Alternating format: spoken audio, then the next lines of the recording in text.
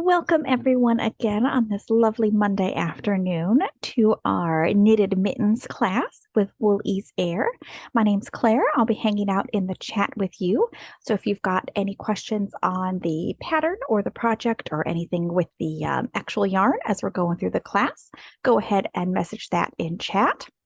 And otherwise, we'll be watching Darren, who's showing off the yarn there on screen. He's going to take us through the basics of making these easy mittens and talk about some of the fun parts of Wool-Ease Aire. There we go. Thumbs up for easy mittens. We like that. And if you didn't get the handout, I'll pop that in the chat as well, so you could follow along with us. We won't have time to make the entire mittens in class today, but we'll go through all of the possible complicated steps, so you'll be ready to make it on your own once class is done. And now that that's out of the way, let's get started.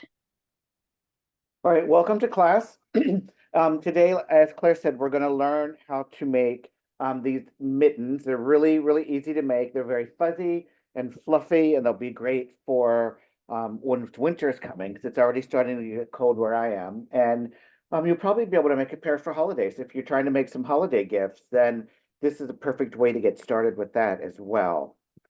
This yarn is brand new yarn. It's called Wool-Ease Aire, and it's very, very fuzzy and fluffy, and it has a similar feel as mohair would have. And it has 218 yards on each ball of yarn, so there's a lot on here. There's 100 grams, and it's a number 6 or a bulky weight, so it works up really, really fast, and it's really, really fluffy. And it comes, how many colors does it come in, Claire? Do you know? It comes in a lot I think of really it's great 12 colors right now. I'm pulling Yeah, up the link. I think it comes in 12 colors. So it's really a fun yarn. We're really excited about this. I've made some sweaters out of it. We're using granny squares, and it's really a lot of fun to work with. So any questions about the yarn? You can get it from Michael's. Michael's in the store, michaels.com, or onlinebrand.com. So any questions? You should try to pop into the store and touch it and see how soft and fluffy it is. Okay. So if there are no questions, let's go ahead and switch to the view of my hands, and we'll go ahead and get started with the demonstrating. So I do want to show you, see if I can find the center of this one, and we'll look and see how each one of these strands kind of looks. So you can see it has a lot of fuzz and a lot of fluff, and so it is really, really fun to work with. And as much as I love this yarn, I do really love this yarn, but for teaching, because it is so fuzzy, it's not quite, it doesn't show up on screen. So what I'm going to be teaching with today is Wool-Ease Thick and Quick, because it's a much smoother yarn and you'll be able to see the stitches much easier. You don't want to have to be trying to look through all that thick fuzz and fluff to see how I'm creating the stitches. So Wool-Ease Thick and Quick is also one of our most popular yarns, and it is available at michaels.com or on lionbrand.com as well. So that's why I'm going to be demonstrating with this yarn, right? So we're going to learn a little bit about how to cast on and knit in the round. So for these gloves, they're going to be knitted in the round, and then that way you won't have to do any seaming when you're finished. So I'm going to use these double pointed needles for knitting in the round, and I'll show you how to cast on. And it's pretty much the same as casting on like you would cast on for any other project. So I start with my slip knot. I'm going to do the knitted on cast on, but you can do whichever cast on you like. So I'm just going to cast on a few. Does anyone have any experience working with double pointed needles?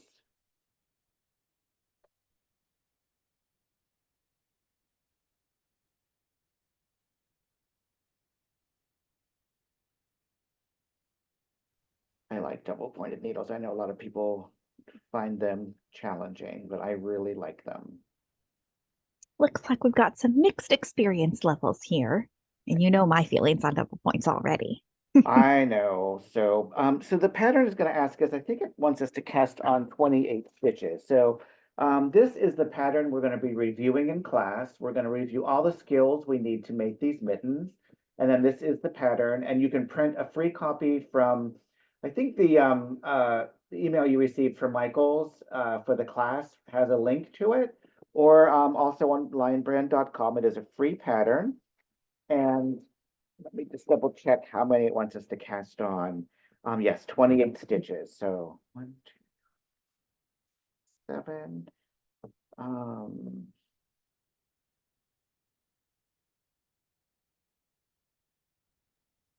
And did you say, Darren, what type of cast on you're using there? Yes, I'm using the knitted on cast on, but any cast on that you like would probably be fine. You could probably do the long tail cast on or the knitted on. That's probably the two most common ones. Which one would you do, Claire? Oh, I was going to say if someone wanted to get very fancy and have like one of those nice professional looking edges, I like to do the alternating cable cast on. So you get a Okay. nice like rolled edge for a 1x1 rib. Oh, that sounds nice. Yeah, yeah. It looks similar if you're familiar with a tubular cast on. It looks similar to that, but I find it much less fiddly. Okay. So that might be something for like independent learning for our students because I am not familiar with that one. Yeah, I mean it's very, very similar to the cable cast on. You're just sort of alternating the position of your needle. So Okay. easy to practice once and get the hang of it. Okay. So I'm only going to cast on 15 just for a sake of like trying to save time and not make it quite so long for me to get all the way around. But I cast on all my stitches on one needle, and then I'm going to space them onto my other needles. And when I use double pointed needles, instead of using four needles to hold my stitches and then one needle to as my working needle, I like to use three needles to hold my stitches and then one as my working needle, so a total of four. I don't usually use all five. When you use double points, Claire, do you use all five or do you use them in more of a four? I do the same as you. I like to have three holding the stitches, so it's more like a triangle shape, and then one spare one. Yeah, so sometimes you will see people and they'll divide them equally on four needles and it'll be more like a square shape. And then you can use the other needle as your working needle to work from. But I do find it easier if I only work with three needles holding my stitches and then I have the fourth needle as my working needle. And that's just really a point of preference. So you can use all four needles if you want and use the fifth one as your working needle, or you can do it like this. But you do need at least three so that you can kind of go around in a circle. Even though it's a triangle, it looks like a triangle, but it really what you'll be making it as a circle. It'll be a tube. So And why whatever are you're we using double pointed needles instead of a circular? okay, that's a good question too. So double pointed needles are used when you need to make a tube that is smaller and not as large as most circular needles. So for your wrist, the wrist of your mitten might only be like 7 or 8 inches, or it could even be smaller than that. So most circular needles are 16 inches at the smallest. And you can't make a circle, a tube that's smaller than your circular needle. So if your circular needles are 16 inches long, you can't really make a tube that's smaller than that. You could make one that's maybe like 15 or 14 inches if you're really stretching it around, but for the most part, 16 inches is pretty much the smallest you can go. And there are some very, very tiny circular needles that are only 8 inches around, and you could use those, but I like those, but a lot of people don't like those, and they're not real easy to find. They're not always readily available. So that's why we're using the double points so that we're able to create a very small circle. So for something like a baby hat or for fingers of a glove, for the thumb of these mittens, you'll definitely need to use double pointed needles.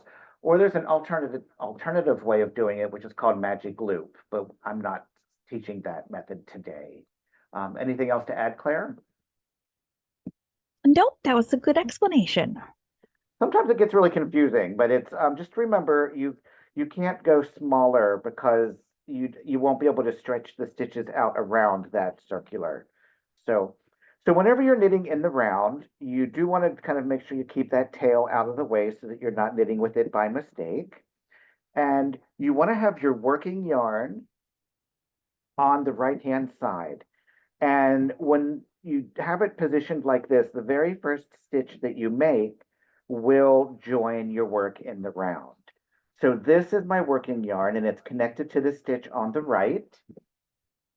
And I'm going to knit into this first stitch on the left, and it's going to join that stitch that's on the right to the one that's on the left. And so they'll be joined. And when I knit the first two stitches on each stick, on each knitting needle, I do pull them a little bit tighter, okay? And I'm going to be working ribbing, so I'm going to knit one and then purl one.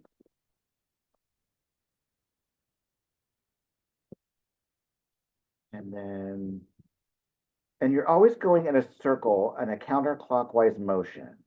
Are we all familiar with how to work knit one, purl one, or do we want a nice review of that as well?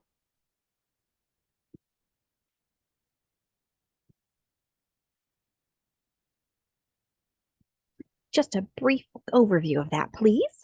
Okay, so I used all of the stitches up that were on this needle, and my working needle became the next needle that's holding these stitches.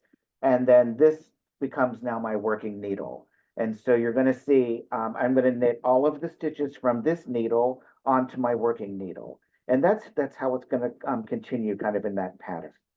So when we're working knit one, purl one, rib, so I have knit one, purl one, knit one, purl one, knit one. My next stitch is going to be purl one. So I'm going to bring my yarn to the front in the right position for purling. I'm going to enter that stitch and I'm going to purl. And I come to a full stop, open up my needles, and I'm going to reposition my yarn so that it's in the correct position for knitting. And it has to go in between the needles. So I'm going to knit, full stop, open your needles, bring it back so that it's in the right position for purling, and then I'm going to purl. Okay, where's my purl? Come to a full stop. I have to reposition my yarn for knitting. It has to go in between. If you're not careful and it goes around one way or the other, then what's going to happen is you end up adding a loop on your needle, and you'll end up making a yarn over and increasing. So you want to make sure that you don't let it wrap around your needle. You want to make sure you're going in between your needles. Knit one, full stop, bring the yarn in between the needles to the correct place for purling, and then I'm going to purl.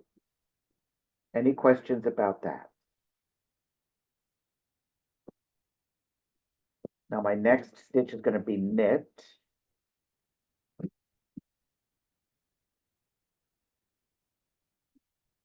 And I'm going to position for purling.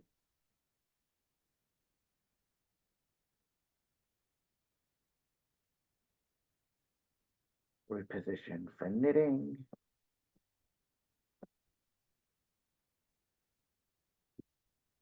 Position for purling.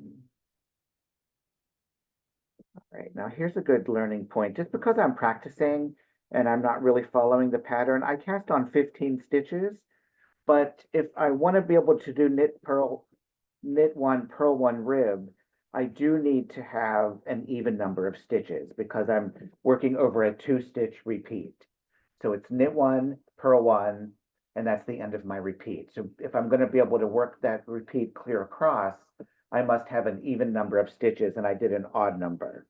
So just for practicing, that's going to be fine. But if you were really making a project, then the pattern would have, the designer of the pattern would have sorted that out for you. But you just make sure that you're always able to complete your entire stitch repeat. So any questions at all about knit one, purl one, or starting in the round? I'm in a perfect position right here to point out one thing. So I'm going to rest right here for a second, and we'll see what questions we have. Any questions? I think that was a good overview of the ribbing. No, oh, okay. Do you put a stitch marker when you begin? It is a good idea too. I don't always because I have my tails right there, and that marks the beginning for me.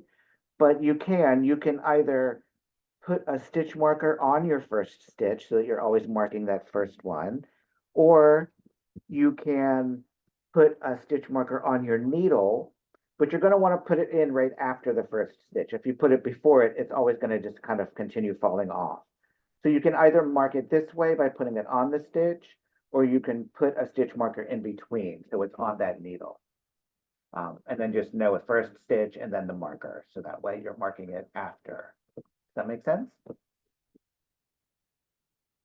We'll do that. All right. Yeah. So whenever you're knitting in the round, one of the most important things you need to remember is you don't want your stitches to be twisted. So if your stitches are twisted around your needles and you start knitting, then your knitted work will be in a kind of a Mobius twist, and it will never be able to actually be a proper tube. So if you were making a hat or a mitten or something like that, it will never work out to be that. If you're making a cow or a headband or something, it might work out fine. But for something that does need to be in a proper tube, like a hat or a mitten, you want to make sure that your stitches are not twisted. Now, when I first learned to knit in the round, somebody told me, make sure that the first round is not twisted, and then after that, everything is good. And I kept running into trouble. I would make sure my first round wasn't twisted, but then I would sometimes still end up with twisted stitches somehow, and I could never figure it out.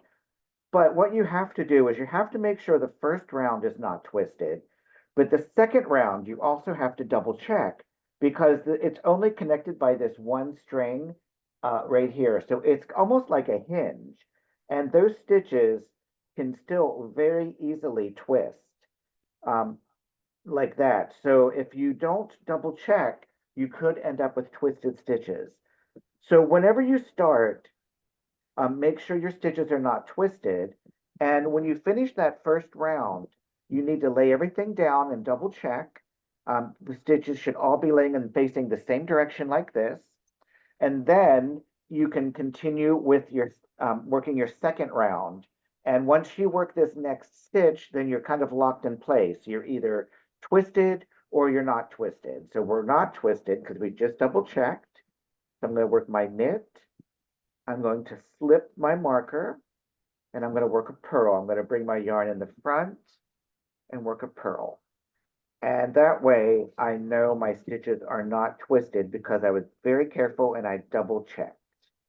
Have you ever had that happen, Claire, when you were learning? Did you ever twist on the second round, not knowing why it would happen? I have a couple times. Yeah. It's Yeah. an easy mistake to make. Yeah, and it can still happen. It can happen to anyone, even an experienced knitter can kind of do that. So if you look here now, it's connected by two strands. And so it's not going to be as easily twisted. And then each time you go over, like by the next time, it will almost be impossible to twist it. I mean, you could still twist this if you're trying to force it to, but it's not going to be something that happens on accident.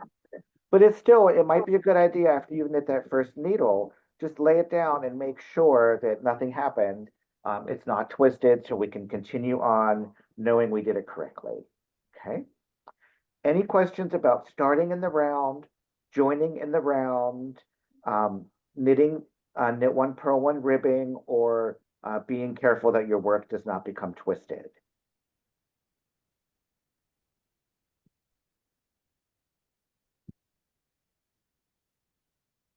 These are all important skills to have, and once you master these skills, you're really ready to start making all kinds of projects in your knitting. They're not hard, but they do just take a little bit of practice.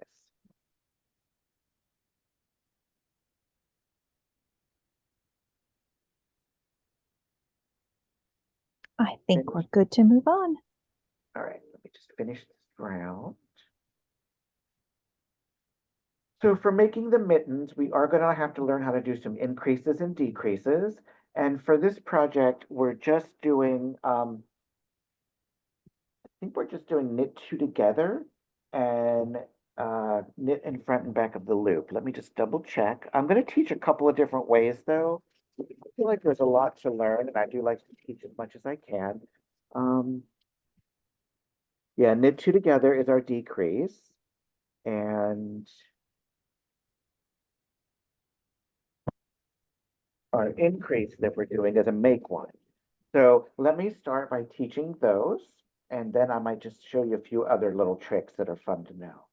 All right, so I finished my round, and I'm going to start my next needle. I'm going to slip the marker. So for the make one, and if you can't quite see what I'm doing, let me know and I'll try to get a better angle and a better position. But for make one, you want to kind of pull your needles apart and you want to find this bar that runs between the stitches. And then you're going to take your left hand needle, you're going to take that left hand needle and you're going to bring it and point it towards yourself. And then on the way back, you're going to slip under that bar and pick it up, making sure you're not splitting your yarn. And now you've got a loop on your needle, and that is going to give you the opportunity to make it into a stitch. So what we have to do though is we have to make sure we're knitting it through the back loop. It's going to be presented to us with this nice big opening here on the front, and it's going to be very tempting to just go through that front loop. But if we do, we're going to end up creating a hole in our work. So we have to go in the back of that loop, and it'll cause that stitch to twist, and it'll twist that hole shut. So we're going to go through the back loop, wrap, and then bring it through. And that is a make one, where we've made one stitch where there was no stitch. And if you look at it real close, you're going to see that it does look like a twisted stitch. The legs of the stitch are almost crossed, like crossing your fingers. All right, let me show you that again. I'm going to knit one. So for the make one, you find that bar in between your stitches. You wouldn't want to pull quite open that as far because you don't want to distort your knitting, but when you're learning or when I'm demonstrating, I kind of exaggerate it. So you find that bar with your left needle. Now the left hand needle doesn't get a lot of action, so this is one time it gets to come in play. So you put that left hand needle kind of towards yourself. On the way back, you sneak under that bar and you pick it up. And now that I have it on my needle, I have the opportunity to make a stitch. Remember, you can't go through the front. It's so tempting and so easy just to go through the front, but we're going to go through the back. We're going to go through that back loop. Now, sometimes we get anxious and we pull it very tight and there's not a loop back there because we pull all the slack to the front. So we're going to just kind of relax and let that slack go in the back. And then there's plenty of room to go through. Wrap your yarn and bring it through, transfer it over. And that is an increase. I've added a stitch where there was no stitch. How do we feel about that, Claire? Is everybody kind of getting it?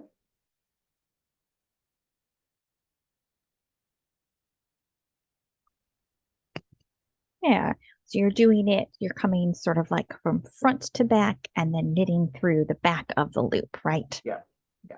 So bring your needle towards you, point it towards you, and then on the way back, you're going to sneak under that bar and pick it up. And then knit through the back of that loop. And it might feel really weird the first couple of times you do it because you've never done this before. So it is actually kind of weird, right? You've never done something. Right. So just for fun, I do want to show you one more increase. When I teach classes like this, I usually teach 2 increases. You don't need this increase for this pattern, but you might need it for other projects. So let me just demonstrate knit front and back. So this is knitting in the front and the back of the loop. And this is taking 1 stitch and turning it into 2 stitches. Where before we were making a brand new stitch where there was no stitch, this one we're taking 1 stitch and turning it into 2. So we start out knitting just like normal. And we bring our yarn through and we stop right here. Usually we would go ahead and transfer it over, but we're going to stop right here. Now now that we know about that back loop, we're going to swing around to the back and we're going to knit through the back loop of that exact same stitch. Wrap your yarn and bring it through. And now I have 2 stitches where there was just 1. And let me do one more and then I'm going to show you a little trick. And it always creates this little bump that looks almost like a purl bump. And usually when people see that, they feel like they've done something wrong, but that's exactly what happens when you do this stitch. It's kind of like a little tattletale, but it's just letting you know that you made an increase there. So that little tattletale basically is telling us that we did it correctly. So let me show you one more time, just so you have this for future projects. Knit through the front, just like normal. Now we're going to swing to the back. And now that we know about that back loop, we're going to just knit through the back of that loop, wrap the yarn and bring it through. And so we have two loops or two stitches coming out of one stitch. And that is knit in the front and the back of the loop, a KF and B, and it's an increase. So now we know how to do the make one and the KF and B. Any questions about either of those?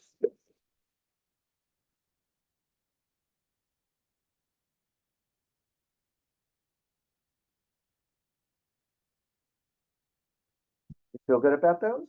Yeah, I feel good about those. All right, so now for the decreases. We are going to need also to know how to do decreases when we're working this pattern to shape the top of the mitten. And in this pattern, the decrease that we're going to be using is called K2TOG, which stands for knit two together. And so I'm going to show you that right now. So usually when you knit, you enter the stitch, you wrap the yarn, you bring it through and transfer it over. So for the knit two together, instead of entering the stitch right here, we're going to skip that first stitch and we're going to enter the second stitch, but also the first one. So we're going into two stitches, wrap your yarn, and then you're going to pull it through both. So we've taken two stitches and turned them into one, right? So you're going to skip that first stitch.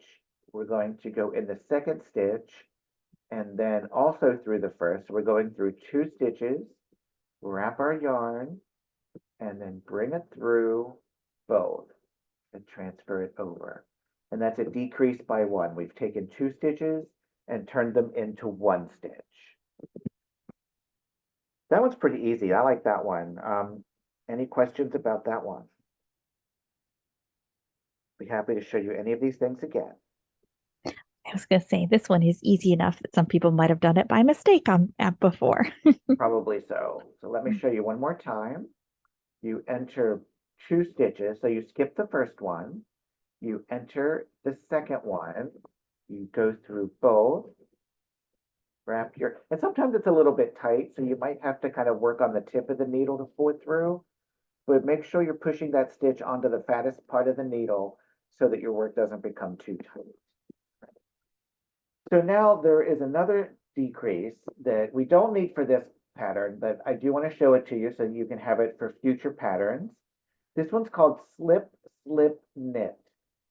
And you slip, you enter the stitch as if you were going to knit it, but then you just slip it over. And then you enter the next stitch as if you're going to knit it, but then you slip it over. And then you're going to take the left-hand needle and enter it in the back of both of these stitches. So again, the left-hand needle doesn't get a lot of action. So this is one of its times to shine. So it goes through the back. And then once you're set up like this, you're just going to knit those two together. And it's actually not hard to do. It's quite simple once you get the hang of it. So you have to remember though, you enter the stitch as if to knit. So you slip it as if to knit. You slip it as if to knit. And then with the left-hand needle, you enter the back of those two stitches, and then you wrap your yarn and you pull it through both. All right, are you able to see what I'm doing clearly? Do you have any questions at all? Now you're saying enter the back of those two stitches, but I know I saw your needle on the front. Can you explain that? Oh, maybe I'm just looking at it in a different way. Yeah, you're right. Actually, you're right. So you slip it as if to knit, slip it as if to knit. So usually when well, I guess it is the front. Yeah. Well, I was going to say, technically, you're not wrong. Those were the back leg of the stitch when they were on the needle Yeah. before you slipped them, but in this orientation, it looks like they're the front leg. You're right. This is one of those examples where communication can just kind of fall apart. Because when I look at that, and when you said that, I know it's the front, but when I was looking at it, for some reason, it was appearing as the back to me. And so that's how I was saying it. So if I'm telling people to go through the back, then they're obviously going to, yeah. So sometimes when we look at stuff, we see it differently than other people. So I think that's where communication can fall apart sometimes. We do have to make sure we're communicating clearly. but you're absolutely right. Yeah, we go through the front. Yeah, we go. But usually when we enter a stitch, I guess it's the same. I don't know. So yeah, we go through the front. Sorry about that. It's one of those knitting conundrums where if you Yes. start to think about it too hard, it gets more complicated than it needs to be. Yeah, but you're right. It is the front. Yeah, that makes more sense. So, but any other questions? Does that clear that up though? I want to make sure I'm not confusing people unnecessarily. And so, why would you need to know these two types of decreases? Isn't one enough? Well, one of them leans to the left, so the SSK leans more to the left, and the knit two together leans more to the right. And it's a very subtle distinction, and it might not matter to you, and you might not really even might not make much difference. But later on, when you're making sweaters and you're doing like raglan shaping that's in the front of the sweater, you want your decrease lines to be very nice and straight on both sides. And so that'll help you get a cleaner look. Or if you're making lace, sometimes lace, it really helps if the decreases are leaning certain directions to help with the movement of like the flowers or the leaves or the swirls or whatever you're like a zigzag or whatever you're making. So it really can make a subtle difference, but sometimes it makes a bigger difference. So the pattern will tell you which one you're supposed to use. So you don't really have to decide, but I like my students to know that there are more than one, and there are many, many other increases and decreases, but these are the two we're focusing on today. Does that explain that, Claire? Thank you very much. That was perfect. Okay. All right. Any other questions?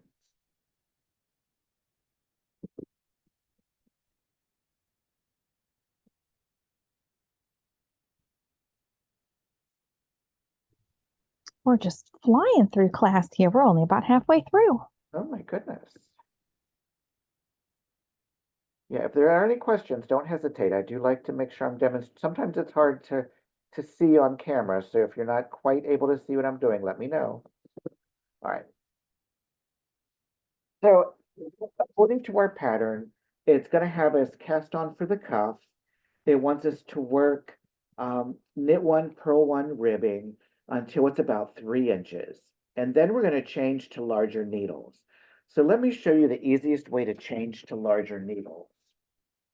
This, of course, this wouldn't really be quite ready yet. I haven't got my 3 inches in, but just for the sake of timing, I'm going to go ahead and switch now to my larger needles. So I'm going to switch to these needles, which are, I use these small ones and these ones that are much larger, so you can clearly see that they are quite a bit larger. And the best way to do it is sometimes people feel like you should try to slide the needles off onto the larger ones, but that's a little extra, it's a little too much work, and you run the risk of dropping a stitch. The best way to do it is to just pick up your larger needle and start using that as your working needle and just work all of the small needles onto the larger needle, one at a time. Okay, so now I've moved all of my stitches onto the large needle. So I'm going to just take this one and put it out of the way and pick up another large needle. My yarn's getting tangled. And so I'm just going to continue knitting with this larger needle, transferring my stitch marker as I go, just slip it over and keep going. And the reason they'll have you start off on smaller needles for something like a mitten or even a hat is because we want the ribbing to be a little bit tighter than the rest of the project because it'll help it to stay in place better. So if it's a hat, it'll help it to cling to your head a little tighter. And for like a mitten, it'll cling around your wrist and help keep cold air from going up into your hand. So that's why they might have you use a smaller needle for ribbing. It tends to be fairly elastic anyway, but using a smaller needle will really help to pull it in and make it a little more tight. And that's why we'll use. And so now that I've used all of my small needles, I've got them all out of the way. I'm just on my larger needles. And at this point, they're going to want us to do stockinette stitch in the round. And when you do stockinette stitch in the round, it's very easy because you're only knitting every stitch. Now, usually when you're knitting, if you're knitting flat, on straight needles and you knit every stitch, you end up with garter stitch. And the reason that is because you're knitting one whole row on the front, and then you're turning your work and you're knitting on the back. And when we're knitting on the back of our work, we're putting purl stitches on the front. So we have to remember that the knit stitch has two sides. It has the front and the back. And whenever you're knitting on one side of your work, you're putting the opposite stitch on the other side. So that's what creates garter stitch. But with knitting in the round, we're always working on the front of our work. I'm turning my work round and round like a spiral, but I'm never turning it to the wrong side. So I'm always working knit stitches and I'm just going round and round, and you can see I'm never working on the wrong side of my work. And so for knitting in the round, that's how you do stockinette stitch. Has anyone done stockinette stitch in the round before? It's very easy. It's like my favorite thing to do.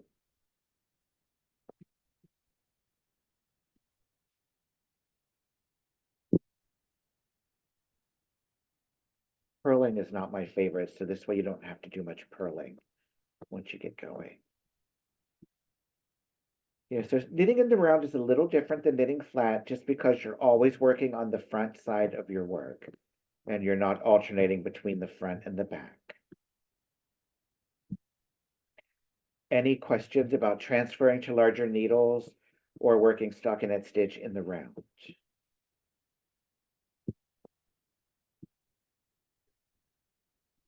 I'm getting a nice stockinette stitch. Yeah, working stockinette in the round is one of the easier things you can do once you really get into it. Yeah. So you can see I'm just doing all knit stitches and I'm getting a nice stockinette stitch. And then the inside of my work, if you turn it inside out, you can see I have all my purls on the inside. So I'm still putting all of my knits on one side and all of my purls on the other. And that's really what you want to do when you're working stockinette stitch. All the knits stack up on top of knits, and all of the purls will stack up on top of purls. And that's what gives a stockinette stitch. Any questions? Does it make sense? It'll make more sense once you actually do it yourself, though, I think.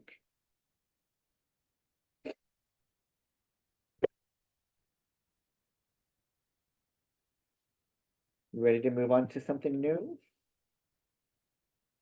Yeah, let's go through the rest of this pattern. Okay.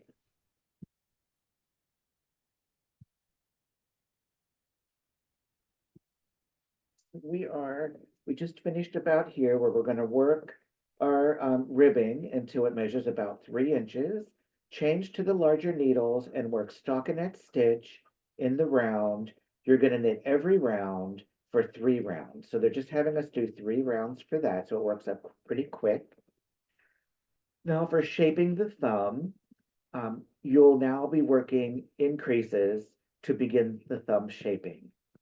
And that's the increases we learned when we learned our make one and our KF&B. So for this project, we're only using make one. But if you happen to love KF&B more than anything else in the world, you can do KF&B instead. It's going to create that little bump, but on this fuzzy yarn, it's not really going to show up so much. But just knowing that you can change your knitting and make it however you want it to be. So for round one, you're going to knit 13, you're going to make one, you're going to knit to the end of the round, and now you'll have 29 stitches. So you're increasing by one. Round two, you're going to knit 13, place a marker, knit 3, place a marker, and knit to the very end of that round. So it's very easy to place a marker. Any questions? I showed you guys how to do that. I can quickly review that if you need to. And then round 3, you're going to knit to the first marker, slip the marker, knit 1, make 1, knit 1, make 1, and knit 1. And then you're going to slip the marker and knit to the end of the round. Now, sometimes rows like this seem like there's a lot going on, but all we're doing is knitting like normal, and then we're just making one. We're doing the make one twice, and we're just doing that in between our markers. So even though it sounds like a lot, if you just take each step one at a time in that row or in that round, it will make perfect sense. Any questions about that round? Can you show us on the finished mittens where this thumb shaking is taking place? Yeah, so on the finished mitten, so where I'm reading at right now, you would actually be right just down here on the bottom of the thumb. So as we start our increases, we're increasing this into this area here. And I have a sample I've been working up with some wool ease worsted weight. And so what we're going to be creating is this triangular shape right here, which is called a gusset. Now, gussets are used in sewing and in knitting and crochet, and usually a gusset is a triangular shape of fabric that is inserted to create shape and to create space and shaping. So it makes it a little bit larger, and it's going to make it so that we can create a different shape. So on this mitten, this one's done flat. This is for a different project, but I thought it would demonstrate it nicely. This fabric started out flat. It should be flat, but we created this gusset here, and that's what kind of creates this raised area that's going to be for the thumb. So that's what we're creating now is this raised area, this gusset. The reason this one is kind of raised up and having so much shape is because I've sewn the top of it shut and then continued on. And as I knitted it, it brought this top piece together. Whereas on this one right now, it's all laid out flat. I'm going to take these stitches off. I'm going to show you how to do that. Take these stitches off and put them on either a stitch holder or scrap yarn. Like this one is on scrap yarn. And then that's what's going to allow it to actually fall into its proper shape. Does that make sense? Does it show you kind of what we're doing and where we are in our work? Yeah, that's much easier to picture it on that mitten there. Thank you. Yes. So we'll be actually like in this where I was reading, it would be right here. We'll just be at the very beginning of it, starting our first couple of increases. But that's what we're creating is this triangular gusset. And right here. So yeah, this is really it's going to be a great opportunity to learn how to do increases like this. If you want to make stuffed animals or sweaters or any other projects, that's exactly what you're going to need to know for those. Right. Sorry about that. Any other questions? I think we're good to continue. All right. So every other row, or I call them rows, but actually they're really rounds. Every other round, you're just going to be knitting. So you're going to do a knit round where you're making your increases, and then you're slipping your markers, and then you're going to do a round. It's kind of a rest or kind of a break round where you're just knitting straight on. You're not doing any increases. But make sure when you're working on these rest rounds that you are slipping your markers and keeping the markers in the appropriate place. Those markers are going to make sure that your gusset is shaped correctly.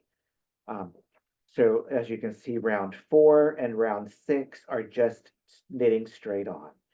Round 5, you're going to knit to the first marker, slip the marker, knit 1, make 1, knit to 1 stitch before the next marker, make 1, knit 1, slip the marker, and knit to the end of the round. And then you're going to repeat rows 5 and 6 until you have 15 stitches between the markers.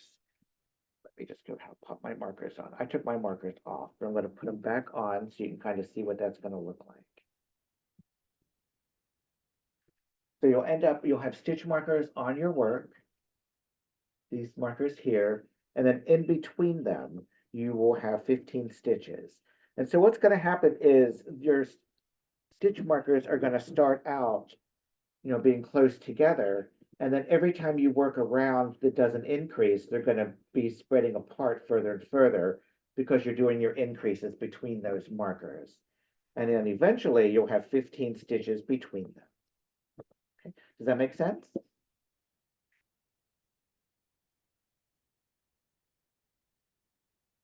Yeah, that's good. So let me show you how to transfer this onto scrap yarn. So once you have 15 stitches in between your markers, you're going to knit to the marker. You're going to remove the marker. And then you're going to put your stitches on either a stitch holder, which sometimes they look like a really big safety pin, and you put them on that stitch holder, and then you close it up, and it's going to hold your stitches. But I prefer to use scrap yarn, so you put a large eye blunt needle on scrap yarn, and you slip all of your stitches on that. So you want to enter the stitches as if to purl, because you don't want to twist them. And you can just slip them over one at a time or two at a time onto the needle. Whoops, I almost dropped one. Don't drop any. And then kind of pull them down onto the yarn. You don't have to keep them on the needle, but just whatever's easiest in your hand. Do them a couple at a time.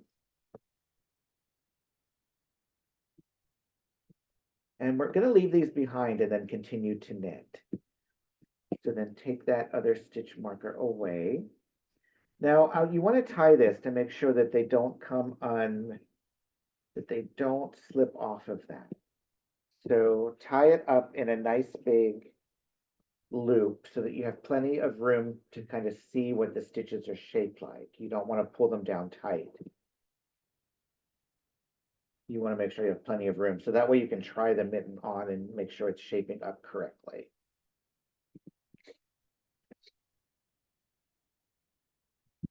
And that's how you transfer stitches onto either scrap yarn or onto a stitch holder. And now I'm going to continue knitting. And this next, so I've got my first stitch that I did, and then I transferred my stitches onto scrap yarn. And now I'm going to knit this next one. And when I knit this next one, I'm going to kind of pull it a little tighter just to bring those two stitches right close together. So not extremely tight. So just maybe think of the word snug. I'm going to knit them snugly. And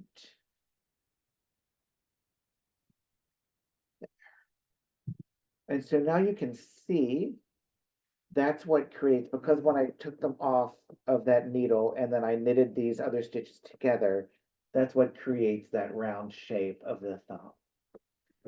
And then you just continue on. I'm going to spread my stitches out a little more evenly now that I have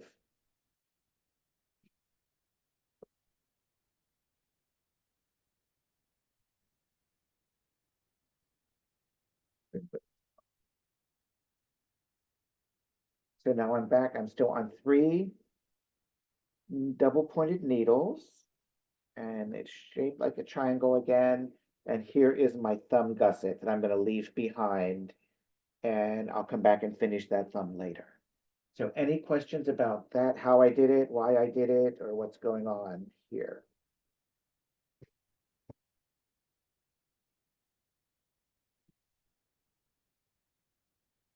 I think having that nice contrasting color in your scrap yarn also makes it very easy to see those stitches when you come back to them in a little bit. Yes, yes. Now another thing about this, when we finish our mitten and we're going to knit this thumb, what we're going to have to do is put these stitches back on a knitting needle and knit them in the round. And what I like to do is I will leave this scrap yarn on it until I'm completely finished with that thumb. And that's basically what a lifeline is. I don't know if our students have heard about a lifeline yet, but this is a lifeline. We've put those stitches on scrap yarn, and we're going to knit our thumb. And if we mess up on that thumb somehow and we want to rip it out and try it again, we can rip it out and we don't have to worry about our stitches unraveling past this gusset, because everything will stop unraveling when we come to this blue yarn. So that is a lifeline that we're putting into our work. Because if we unravel the thumb because we've messed up, and then our stitches also unravel down into that gusset, sometimes it can be really hard to pick up stitches on an increase section like that correctly. So do you usually leave that in as a lifeline, or would you take that out, Claire? I would probably live dangerously and take it out, You're but very brave. Also, though, if it says to knit the thumb until it's like 3 inches long, then you can measure from that lifeline. You have a point to measure from exactly. So yeah, you can take it out or you can leave it in, and but it's always an option to leave a lifeline in there. Okay. Any other questions about anything we've done? Got about 10 minutes left in class here. Okay, well, we're almost done. So, so we have placed our stitches on our scrap yarn, and we're going to work stockinette stitch even in rounds um, on the last 28 stitches until the piece measures about 9 3/4 inches from the beginning. So at this point, you can kind of hold your hand up to it, and maybe you want to make it longer if you're making it for somebody with a very large hand, or maybe you want to make it a little shorter if you're making it for somebody with a smaller hand. So you can kind of custom make your mitten at that point. Now for the top of the mitten, we're just going to work in some decrease rounds. So we're going to knit 5, knit 2 together, and repeat from the asterisk. So whenever we see an asterisk, that usually means it's something that's going to repeat. But any kind of special punctuation, whether it be parentheses or brackets, you always want to really pay attention to what the pattern is telling us. So knit 5, knit 2 together, repeat from the asterisk around, you'll have 24 stitches. So we're going to have 28 stitches, and we're going to decrease to 24. So we're going to be decreasing by 4 stitches. And then rounds 2, 4, 6, and 8, we're just going to knit straight on. We don't have to do anything special. So it's kind of like a break round or a rest round. Round number 3, you're going to knit 4, knit 2 together, repeat from the asterisk around, and you'll have 20 stitches.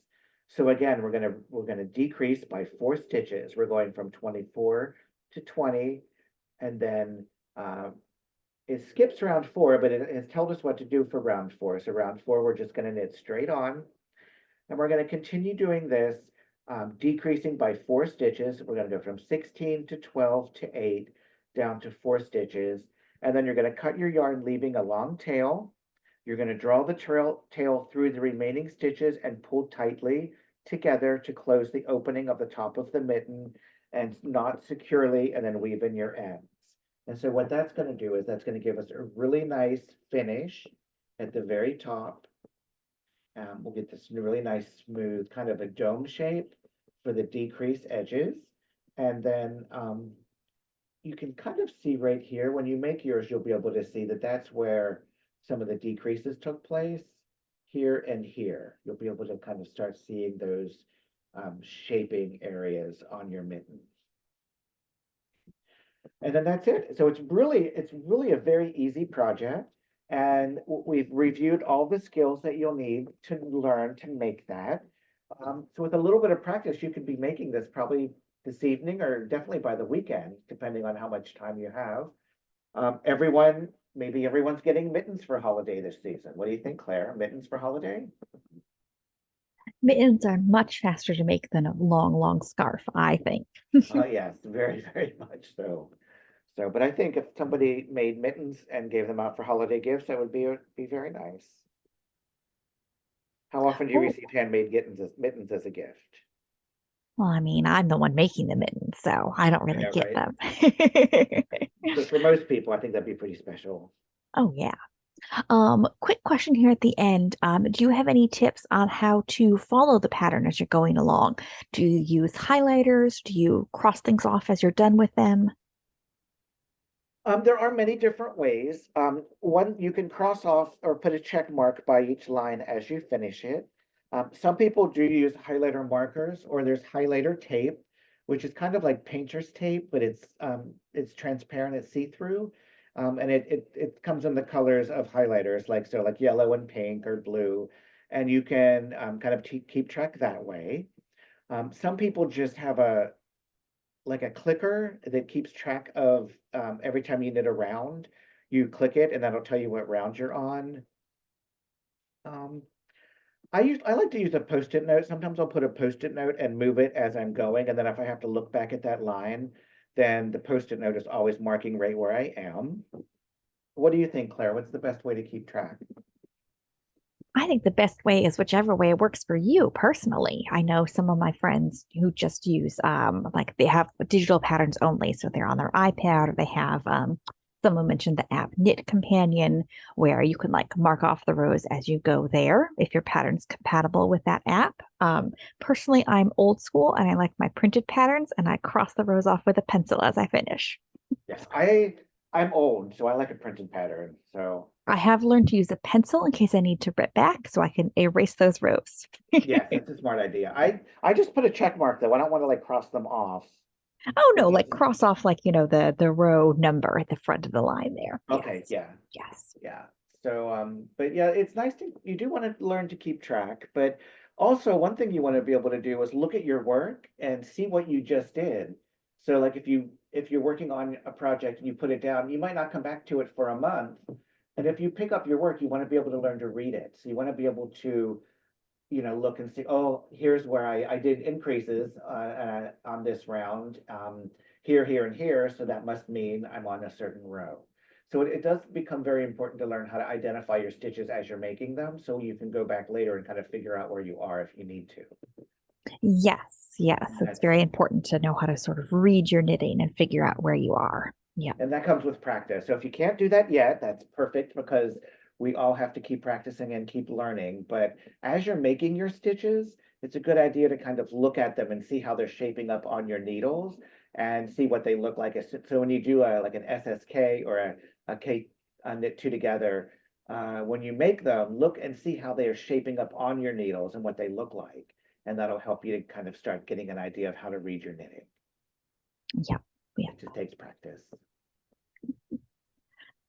And yes, yes, the mittens there on screen now are in the Woolies Air. So those are Yeah, the she's fluffy, fuzzy ones. Yes. yeah. Yeah. Well, we hope everyone had a great class with us. We enjoyed having you all here to learn how to make these mittens, and hopefully you try them out either in the Woolies Air or another one. Um, and hopefully you can join us all. We have another class coming up next Monday. I believe that is November 4th. Yes. And that one will be doing some crochet. So we're going to switch classes or switch crafts here. And another member of the Woolies family, and we'll be making some granny squares. Yep. Yeah, here's a picture of some of those mittens in different colors. We've got orange ones, we've got pink ones, white ones, and light blue. So, but you can make them in any of the 12 colors available, and they're all really good colors. You can have one pair for each of your winter coats. That sounds like a good idea, really. All right, anything else, Claire? I will go ahead and put the link to the handout in the chat one more time in case anyone needs to grab that. But otherwise, thanks again for joining us, everyone, and we hope to see you in future classes. All right, keep practicing. Have a great night. Thanks for coming to class.